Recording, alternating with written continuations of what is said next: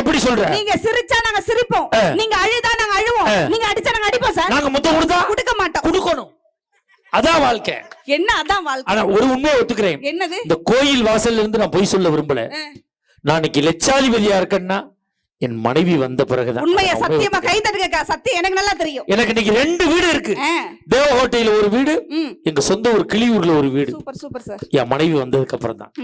இன்னைக்கு எனக்கு 10 ஏக்கர் சொத்து இருக்கு. என் மனைவி வந்த பிறகுதான். உண்மையை ஒத்துக்கிறேன். என் மனைவி வர முன்னாடி நாங்க கோடீஸ்வர குடும்பம் சார். மொத்தம் 12 வீடு லைன் வீடு இருந்துச்சு சார்.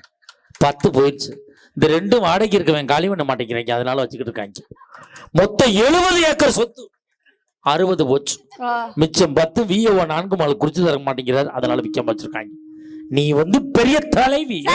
எல்லாம் போனாலும் சொத்தா நினைக்கிற மனைவி உங்க கூட வாழ்றாங்கல்ல சார். அவ இருக்கிறதுனால இப்படி போச்சு.